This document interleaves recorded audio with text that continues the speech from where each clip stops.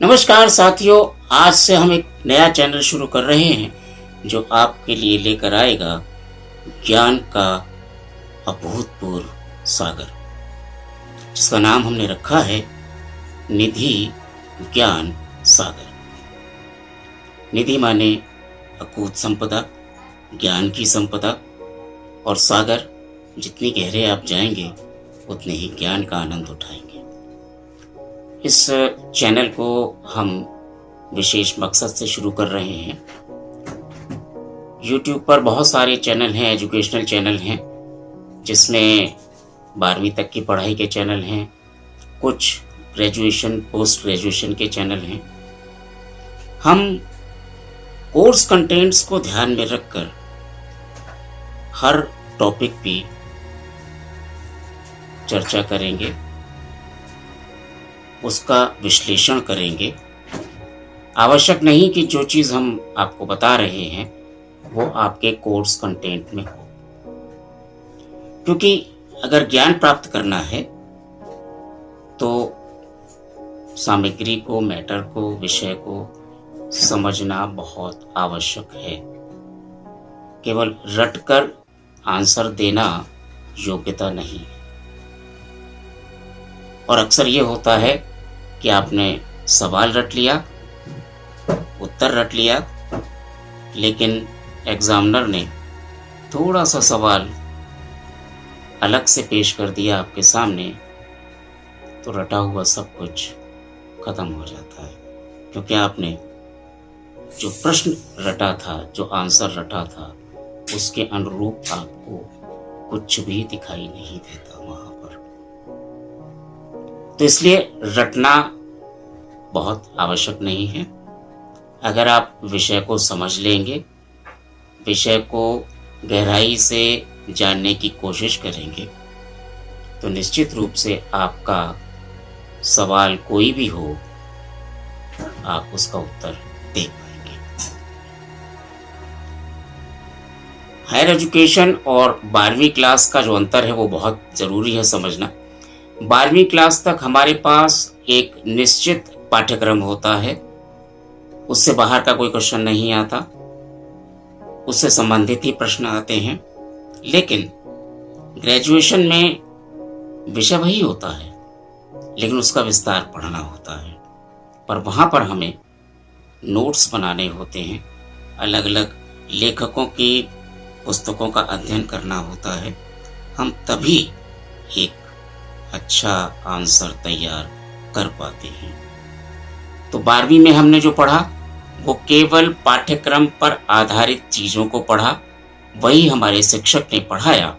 लेकिन जब आप बीए पास कोर्स में जाते हैं, जब आप बीए ऑनर्स करते हैं किसी भी विषय में हो, जब आप एमए करते हैं, जब आप पीएचडी के लिए जाते हैं, जब आप डीलिट के लिए जाते हैं, तो वहाँ विषय का विस्तार हमें दिखाई देता है।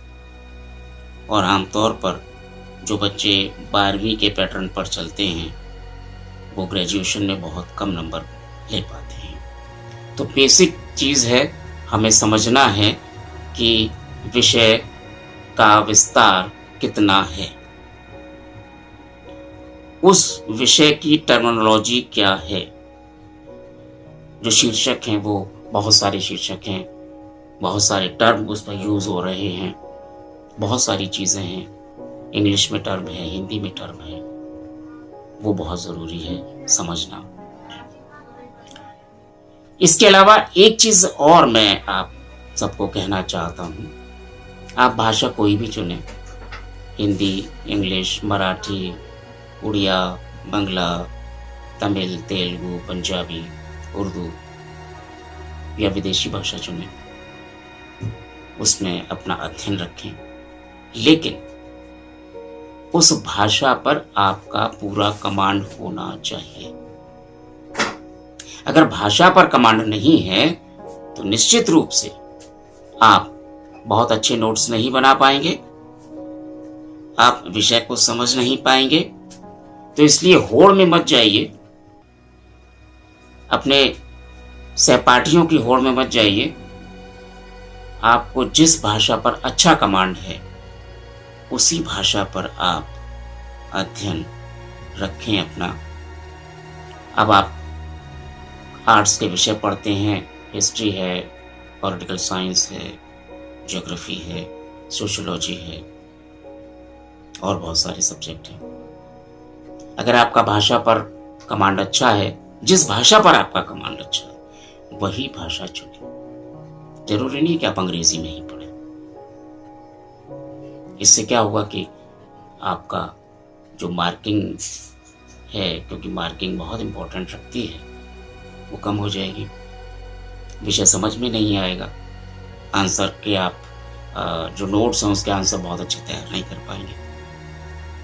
तो इसलिए जो भाषा में आपका पारंगत हैं, आप उस भाषा को आप चुनें, उसी भाषा में अध्ययन रखें। तो इस विशेष चैनल पे हम आपको हिंदी, इतिहास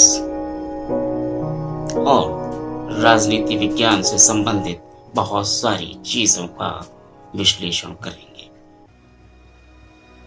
इसके अलावा एक सेगमेंट और होगा, जो होगा करंट अफेयर्स का, जो होगा उन चीज़ों का जिनके विषय में आप सब लोग, चूँकि अखबार आजकल कोई पढ़ता नहीं है, नेट पर भी जो अखबार हैं उनको भी कोई नहीं पढ़ना चाहता, क्योंकि जब आप ग्रेजुएट हो जाएंगे, जब आप पोस्ट ग्रेजुएट हो जाएंगे तो नौकरी की तलाश में जाएंगे, वहाँ आपके करंट अफेयर्स के क्वेश्चंस आएंगे, वो कैसे हल होंगे।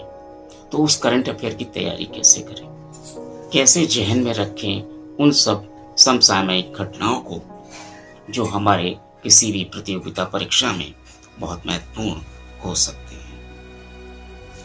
तो इन सारी चीज़ों को समेटने के बाद हम एक चैनल लेकर आ रहे हैं आपको, जिसमें हमारा प्रयास होगा कि हम हफ्ते में एक दिन इतिहास विषय के विभिन्न विषयों की चर्चा करेंगे, एक दिन छोड़कर पॉलिटिकल साइंस के मुद्दे उठाएंगे और फिर एक दिन छोड़कर हम हिंदी विषय की बात करेंगे।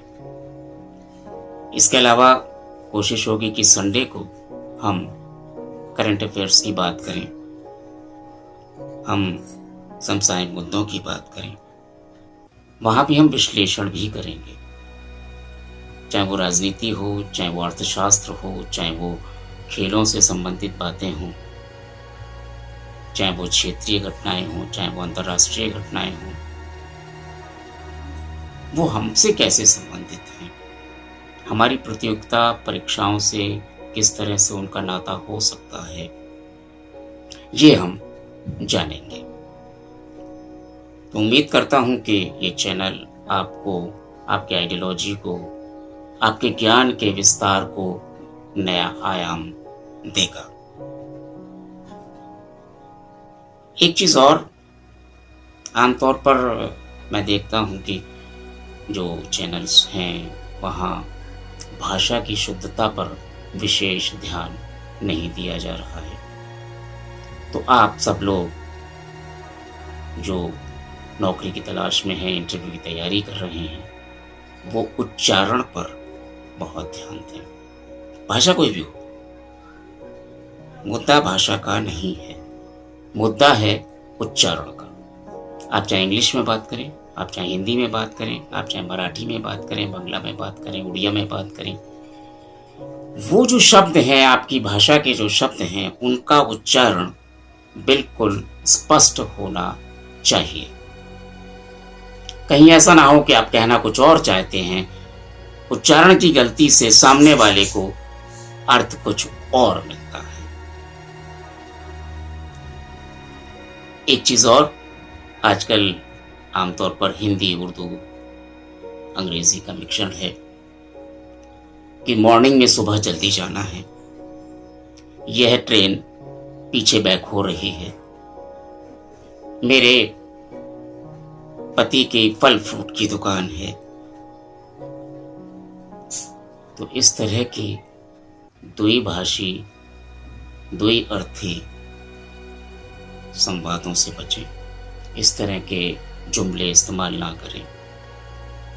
मॉर्निंग में सुबह जल्दी जाना है तो मॉर्निंग भी वही है, सुबह भी वही है और जल्दी भी वही है। तो सीधा सा है, अगर आप हिंदी इंग्लिश उर्दू मिक्स करते हैं तो मॉर्निंग में जल्दी जाना है या अर्ली मॉर्निंग जाना है। यह कार पीछे बैक हो रही है तो कार पीछे और बैक तो एक ही है। ये कार पीछे बैक हो रही है, ये कार बैक हो रही है, उतना ही काफी है। फल और फ्रूट दोनों एक ही चीज है। तो मेरे पति की फल की दुकान है, फलों की दुकान है। तो क्यों हम दूसरी भाषाओं के शब्दों का इस्तेमाल करके अपने ज्ञान का मजा उड़वाते हैं? इनसे बचिए। शुद्धता बहुत ज़रूरी है। आप जिस भी भाषा का इस्तेमाल करते हैं उसकी शुद्धता को बनाए रखिए। तो उम्मीद करता हूँ कि ये चैनल आपको पसंद आएगा। बहुत जल्द ये चैनल आप सबके बीच होगा। आज ये एक इंट्रोडक्टरी एपिसोड था, उसके बाद हम धीरे धीरे विषय के साथ आगे बढ़ेंगे। तो तब तक के लिए कीजिए इंतज़ार और मुझे दीजिए इजाज़त। नमस्कार।